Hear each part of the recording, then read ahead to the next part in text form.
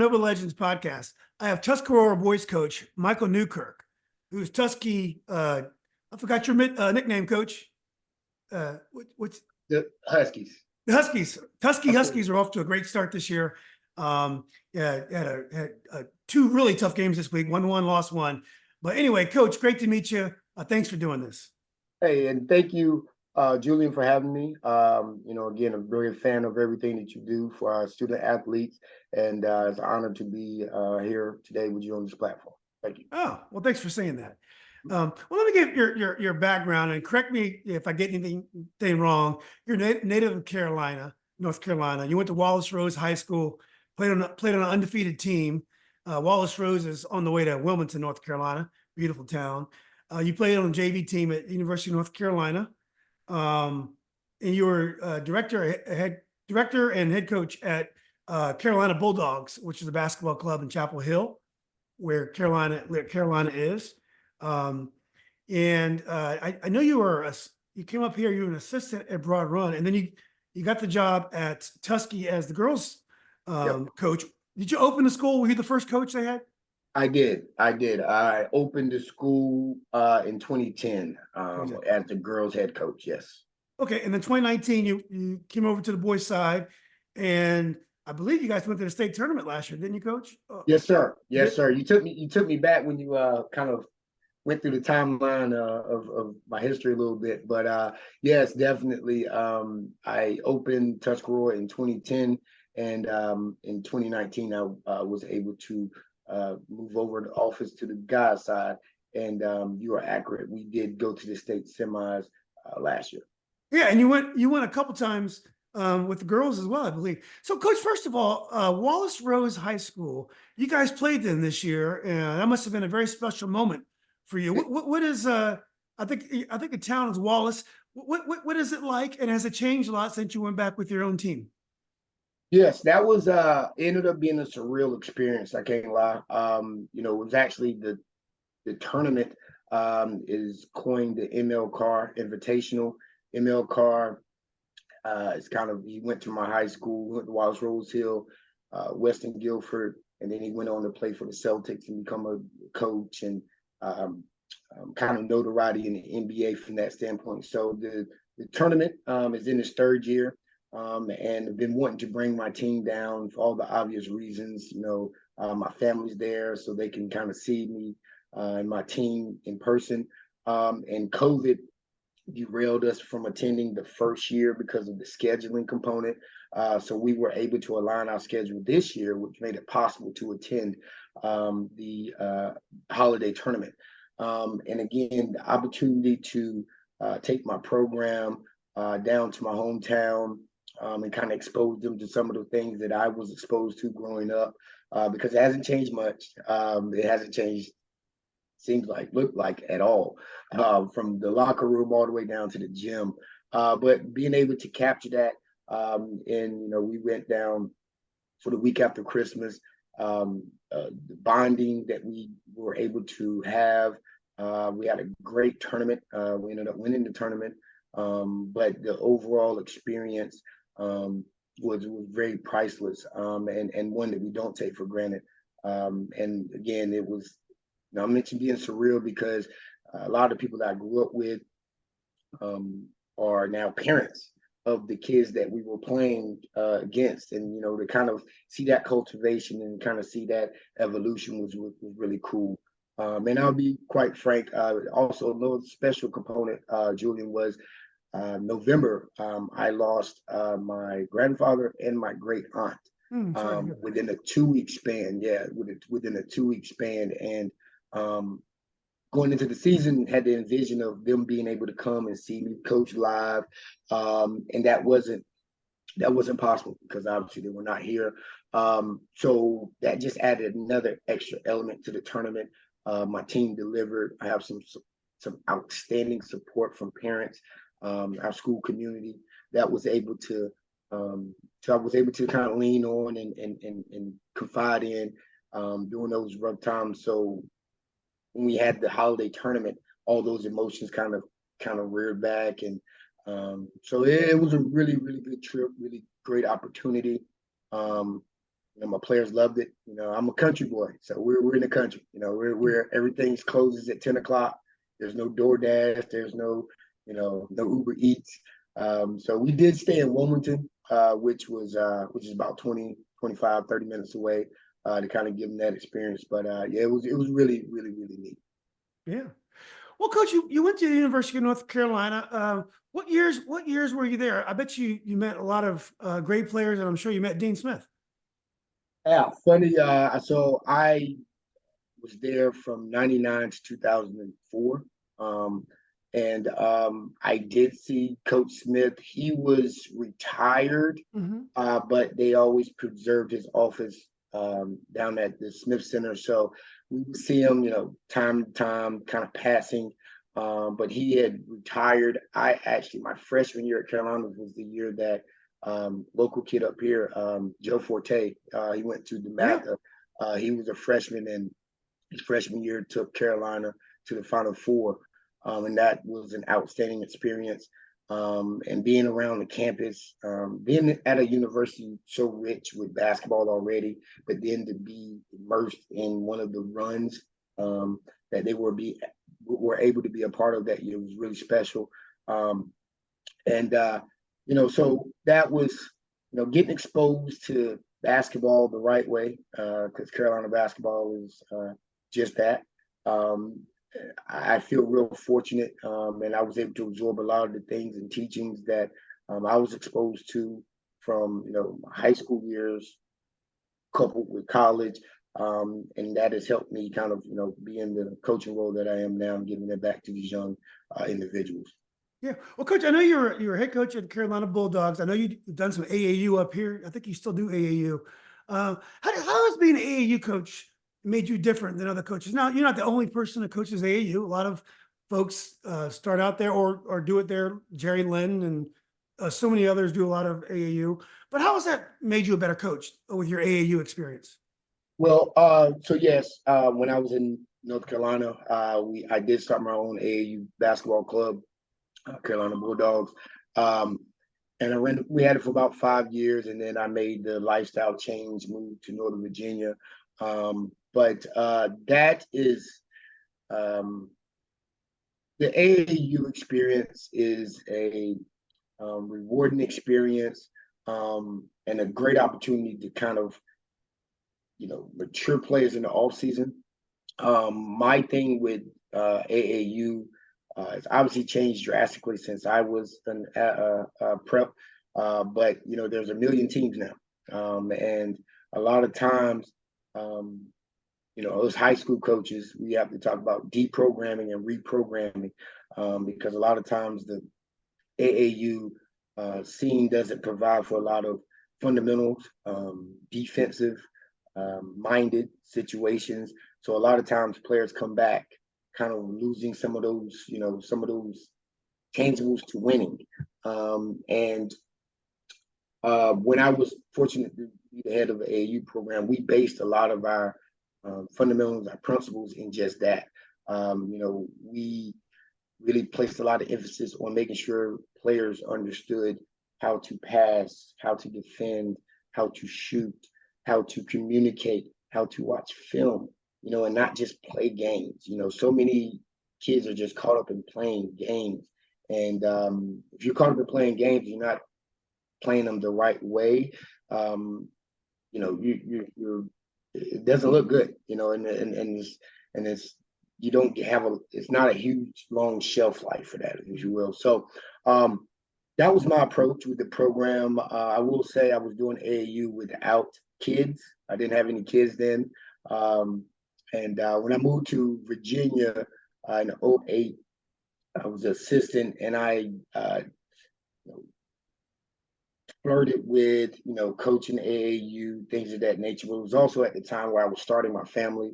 And so the time became not existent to do the AAU. So what I started doing was just creating really good relationships with coaches in this area that obviously coach AAU, and making sure that there was a good communication line from the high school system to the AAU organizations about what the expectations are, or to help them in the off season with some of the, some of the exposures that they were giving our players, just making sure that there was more continuity once we got them back in August coming into the high school season. So I, like I said, I did AAU a little bit when I was up here, not a whole lot, first couple years on the girls' side, and then kind of got immersed into the varsity scene. And I let AAU go because after the high school season, my wife and my kids are looking at me like, where we're going. So I can't be void too many seasons throughout the year. Yeah.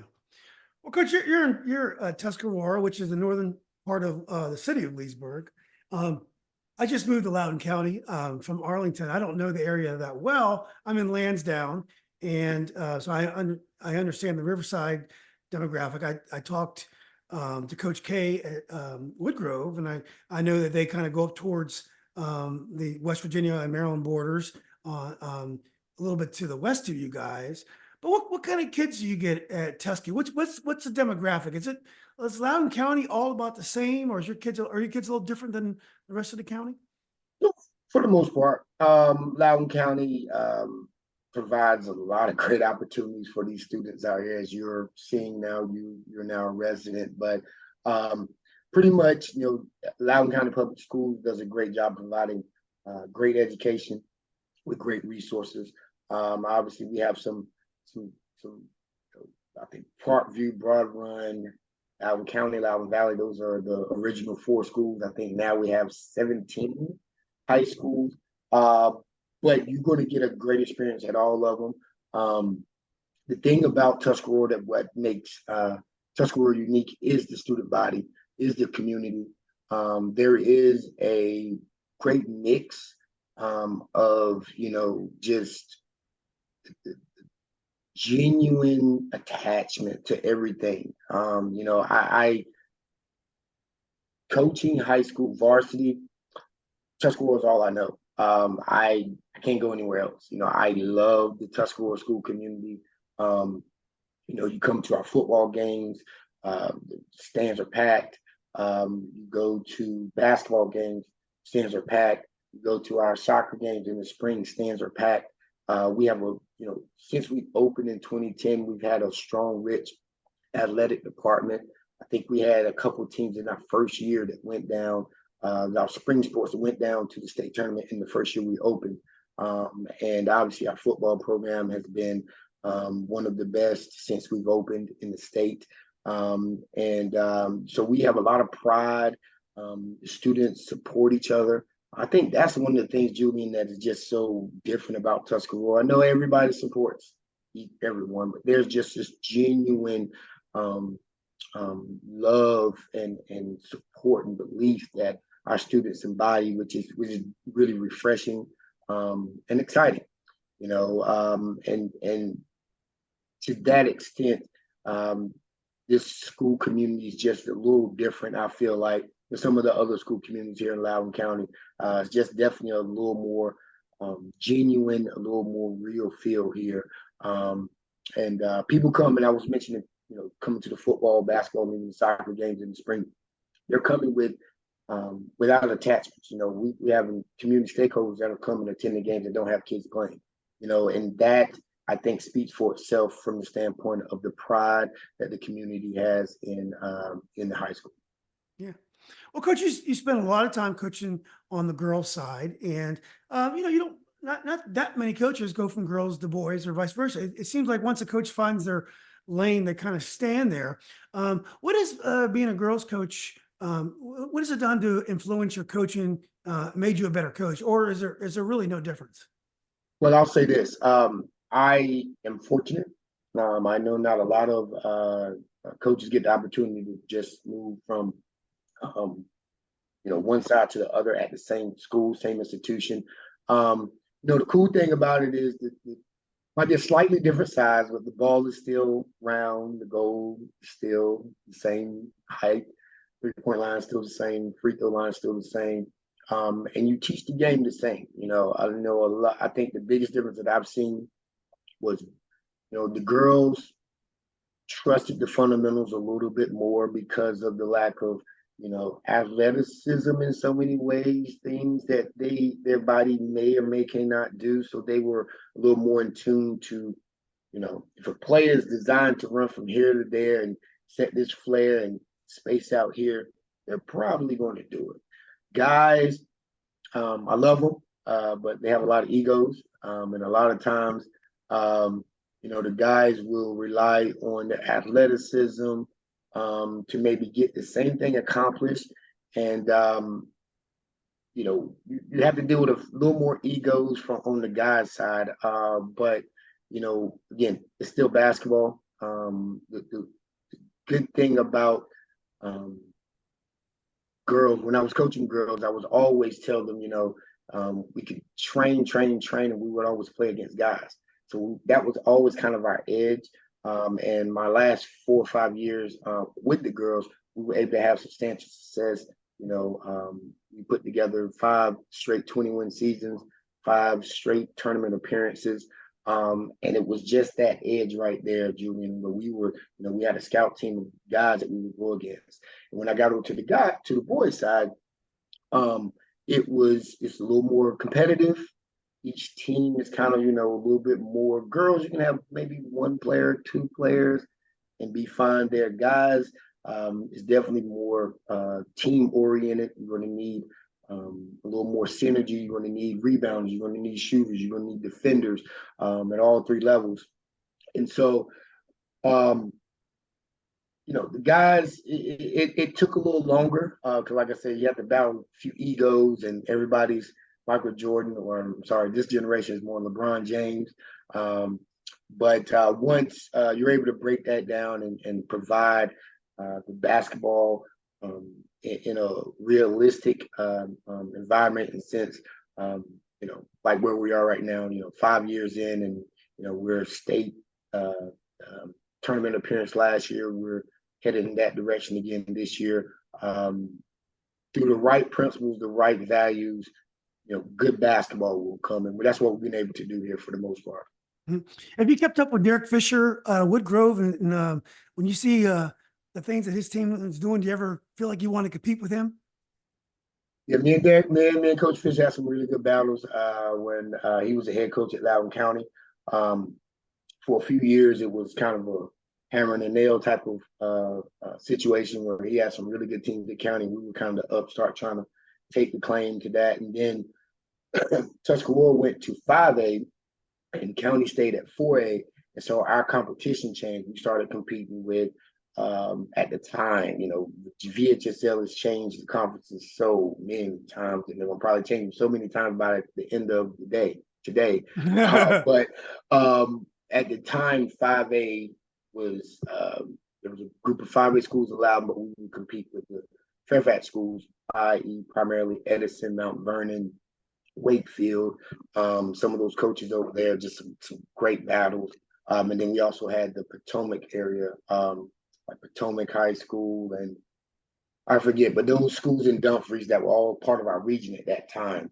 So when we became 5A and they were still in 4A, we didn't meet up as much when we had some really good teams.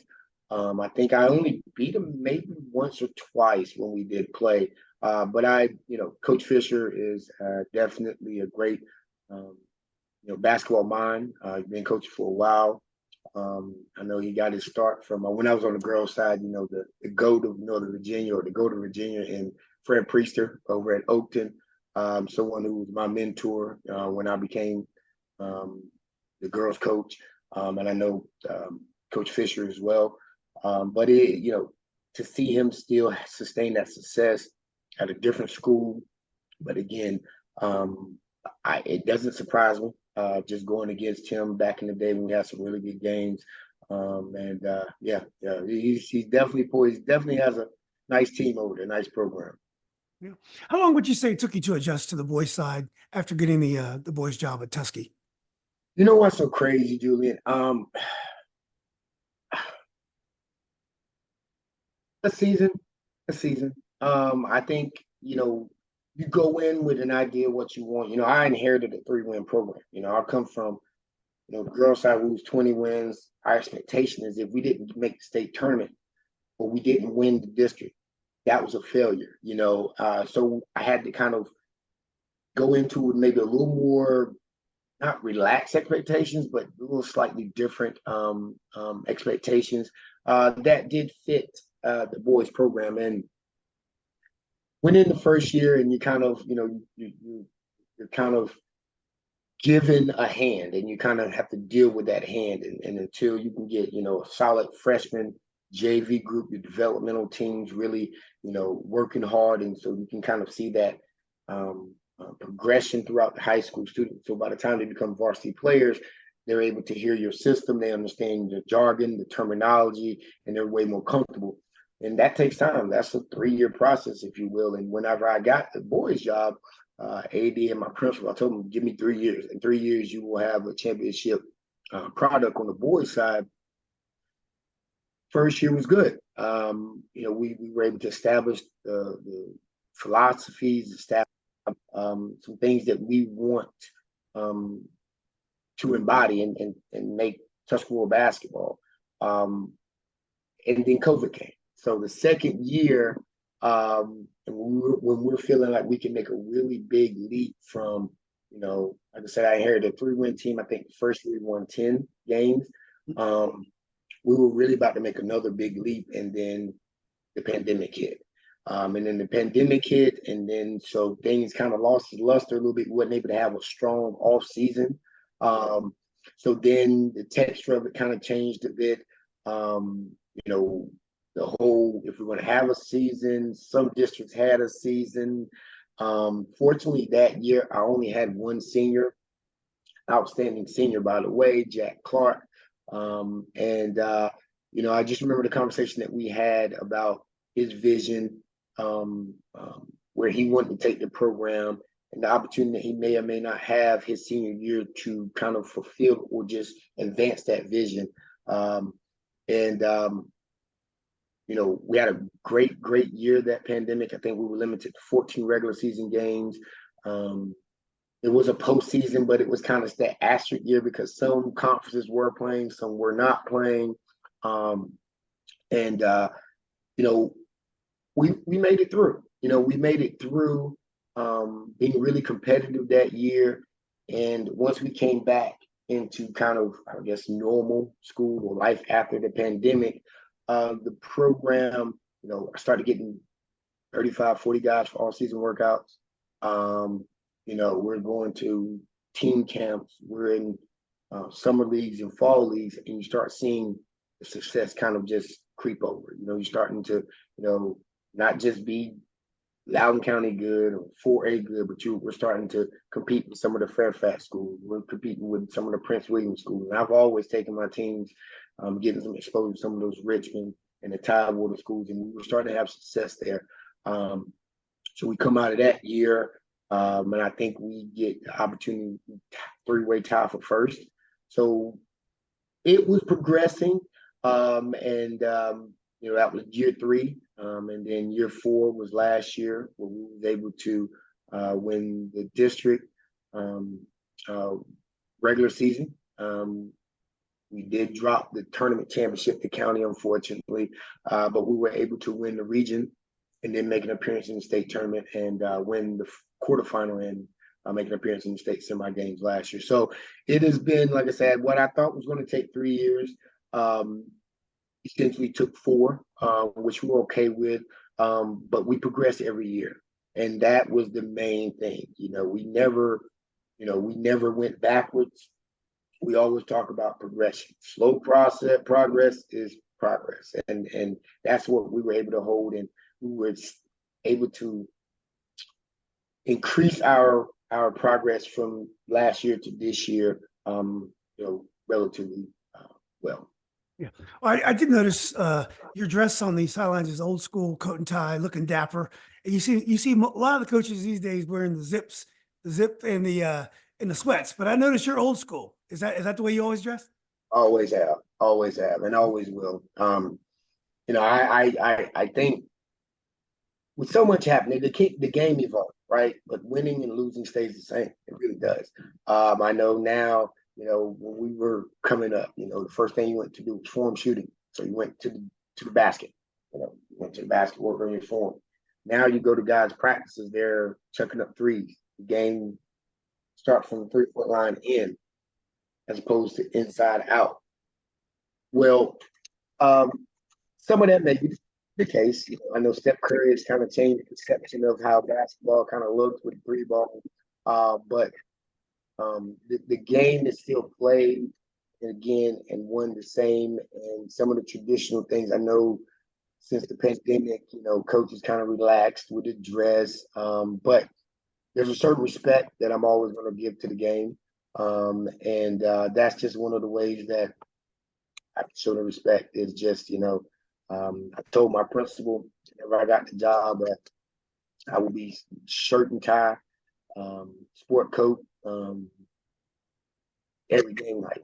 And there was a moment where, yes, we did wear a couple coaching shirts and things of that nature, but it wasn't the field.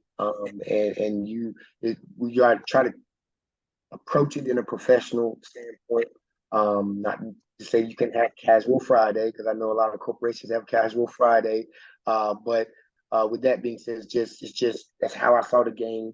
That's how I was taught the game, and that's just it's embedded in me, Julian. I don't even really think anything of it. I know my staff wants me to be more casual dressed, but I told them as the head coach, I will set that standard and do me. They can wear the some of the relaxed coaching shirts and the zips and all that stuff. Right? Yeah. Well, let's talk a little bit about your team this year. You have Jaden Johnson, who's a tremendous player. I believe he's a left-hander, a good shooter. Is he a left-hander, coach? He's a left-hander. Yes, sir. He is. Okay. Yes. And then you have the Dugan brothers, TJ and Travis, who teamed up to win you a game at the buzzer the other night. But let's hear about your team. I have a great team. I have a great group. This group has been outstanding since our semifinal appearance last year. I lost, I think I had 5 seniors last year, and some really, one senior that I lost last year being Gavin O'Malley. He came in with me as a, my first year on the boys' side, 6'4" freshman. So he was my player that came in with me once I became the boys' coach, and he endured all that progress, all that evolution that I spoke about earlier. He was right there with me. So him to go out his senior year with the program having his best year ever was great. And we came back into the season with a good core: Jaden Johnson, Peyton Williams, TJ Duggan, with the understanding of to sustain the success. This wasn't a gimmick of what we were able to accomplish last year, but to sustain its success.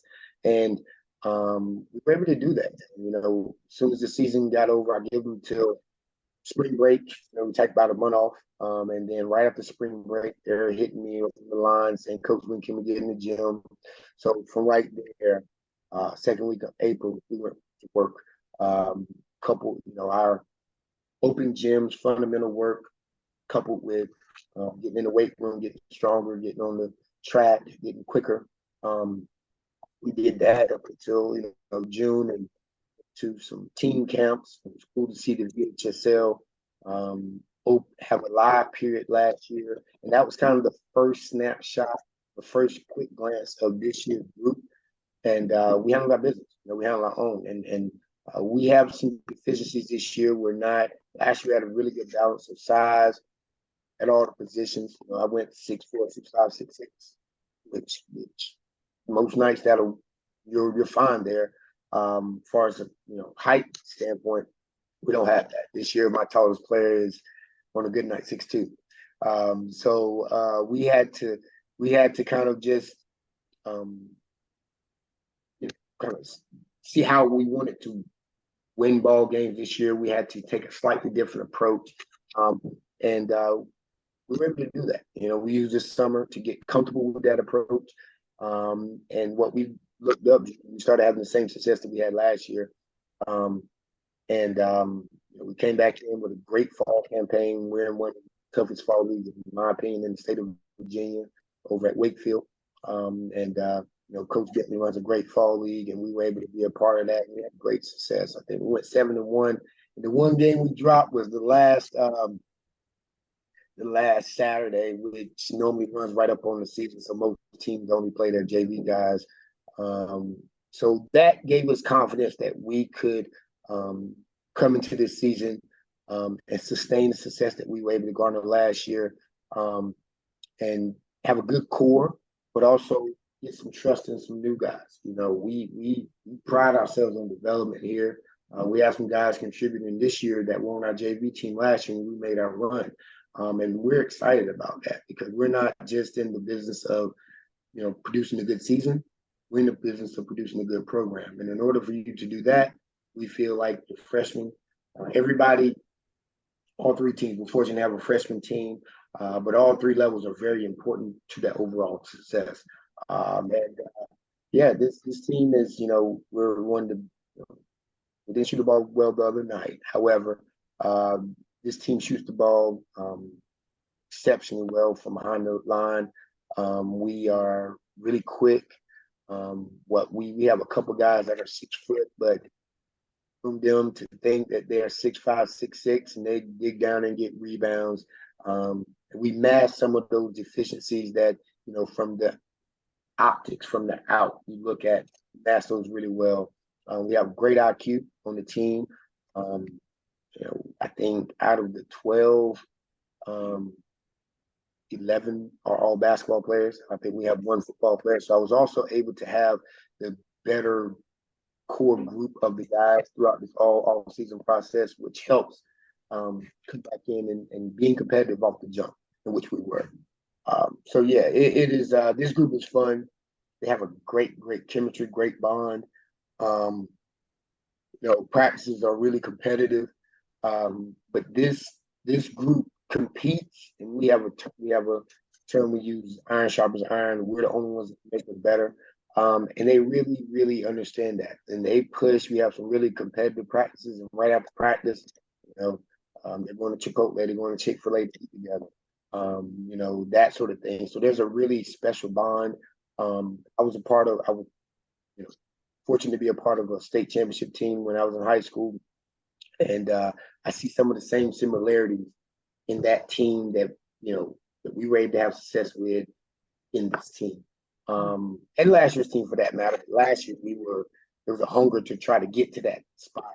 This team is at that spot, but to sustain, and I keep using that word because to sustain is tough because you're going to get everybody's best shot, you know, and you know, we've gotten everybody's best shot this year, and for the most part, we're still standing. We're in great position, but that doesn't come without a level of fortitude, a level of commitment, and that's something that this team has done to put us in a great position this year.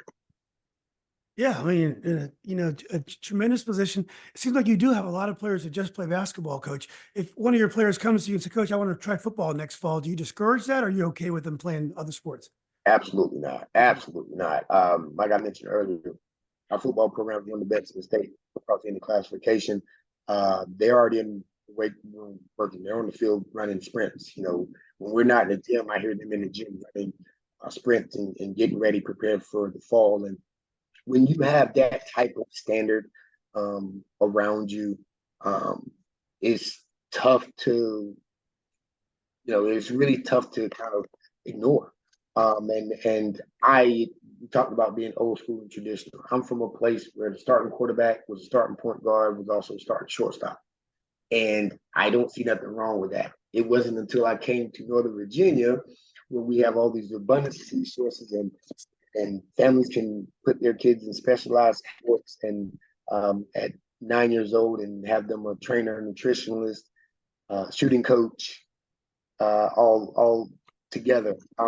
And kids start to choose sports a whole lot sooner. I'm totally against that. I have a 12-year-old and we exposed him to multiple sports because I'm a firm believer of every sport has its own coordination. That coordination is only going to help you in other sports. You know, we have football players that play basketball to work on footwork. We have basketball players that play football to work on physicality. You know, we have some baseball players. We have soccer players that work on the hand-eye coordination. So, you know, and there's studies out there that support that, obviously, but there's never no discouragement. If anything, we're encouraging students to go out because of the program mindset. We're always working. Athletics never stop at Tuscarora, and we can get better each day, and that's what we just strive to do. So, and likewise, I've have a great relationship with Coach Solo on the football side. He's, mentioned several athletes that should be playing basketball, and we share a lot of athletes. So that's just the nature of business here at Tuscarora. There's no, we don't. There's not just a football player. There's not just a basketball player, a baseball player, a soccer player. The Tuscarora athlete. Yeah. Well, this year your team has been remarkably consistent. You lost the early game to a very good West Potomac Class 6 team that I think has only lost a few games. And then, you one game that sticks out to me is a 31-point win against Loudoun Valley. Now, Loudoun Valley's had a really impressive season, and you guys just destroyed them that night. Did you guys just one of those nights where everything was going in? We play well, Julian. Valley is obviously a great team, coach, well coached. Coach Dawson has his guys ready to go. Familiar opponent, and being a conference opponent. And I think the unique position with this team and our interaction this year is both teams kind of have a lot of similarities from last year. We played 3 times last year. So we have a lot of film, a lot of footage. On Valley, they have a phenomenal player in Conrad, who again can put it in the hoop, and so they're scary. They played great defense. And last week was funny, Julian, because I think snow and we had one game that got postponed and moved. We only have one practice. That one practice is Monday, and we. No school the next 2 days, and we ended up playing on Thursday. So with that, you always have those hesitations. You don't know how the guys are going to respond. I don't like Monday games, and just for the record, that West Potomac game was a Monday game, so we didn't get to prep as much as we would like to. No excuse. West Potomac won that game fair and square, but so there was a lot of uncertainty going into last Thursday game. But the motivation, our guys knew that was a critical game because to take control of the conference, and they were ready. They came out to play, and again, when you're playing a great team with things on the line, it's a little easy to get motivated and get up for, and our guys did just that. I did think, especially after the first quarter, it was kind of back and forth. I think we were up at the end of the first quarter to have that success over the next 3 quarters, which culminated into a pretty decisive victory for us, speaks volume in this group and their ability to explode at any given moment, because that's what they did. So again, we played really well. It was a big time game. Our guys responded, yeah, we know we're going to be in for another match. And like I told the guys, we could easily see them 2 or 3 more times this season. Yeah. Well, it looks like with Woodgrove and Loudoun Valley, you do have some competition. Last question, Coach. If one of your kids, one of your players asked you that, Coach, what's our goal for this season? How would you answer that? State championship. There's that's the ultimate goal. And, we be frank, be honest, every team in November wants to win the state championship. A lot of coaches lie to themselves or deceive themselves because they may or may not have all it takes. But we really do think that, Julian. We believe that at the beginning of the season, I tell the guys to set goals, short term and long term. And some of our goals are winning the first game of the season. Unfortunately, we're not able to do that. I think that always sets a good tone precedent for the season. We wanted to win our holiday tournament. We want to win the regular season. We want to win the conference tournament, the region tournament, and then obviously the state tournament. That is our ultimate goal. We have these small goals that will help us achieve the big goal, but we're looking at the state landscape at the 4A. Obviously we didn't get a chance to play Rhino and King Fort last year. We know that classifications have moved some schools around, regions around. Winchester schools are not even in our region anymore. It's the other side of the county, if you will. And you just mentioned Woodgrove and Rock Run, or now in our region, if you will. But we like where we are. We see the opponents. I mean, obviously, the game still has to be played, but we feel that confident in ourselves and our production that we can bring every night, that we are one of the best teams in the state. Obviously, in Class 4, but any classification, we'll play any team, any classification, and that's just the confidence that this team has this year. And it's not just talk. I think our games have kind of spoke to that, if you will. So I know we dropped the game the other night to a really good Woodgrove, tough back to back. But as I told the guys, a little humble pie, a little humility here before we hit some very, very important basketball is not a bad place to be at. And if we're good as advertised and they are good as advertised, we'll see each other with a whole lot more on the line, and we'll be ready. Yeah, it's going to be exciting. I'm really glad I got a chance to see your team play last week. Obviously, it wasn't your best game, but the level was high on both sides. It was a great atmosphere at Woodgrove, and I look forward to catching one of your games. I before the end of the season, I'll pop in, and I don't live very far away from Tuscarora, so I'd love to see you guys play in person. But Coach, look, it was great talking to you. Great to hear your views on the game and your background. I just want to wish you the best of luck this year. I think it's going to be a exciting end. I can't believe the season. We're almost in the district tournament time already, but I look forward to seeing you down the road, and I really appreciate all the hard work and all the development you do for these kids. Yeah, and again, I appreciate you. Appreciate the platform that you created to help expose and help just bring awareness to student athletes here in the area. And again, thanks for having me. And please, anytime you're out in Leesburg, just hit me up, and I will make sure you get the red carpet treatment when you come to Tuscarora, man. Oh, I appreciate that. I certainly will take advantage of that. All right. Okay, Coach. Great talking to you.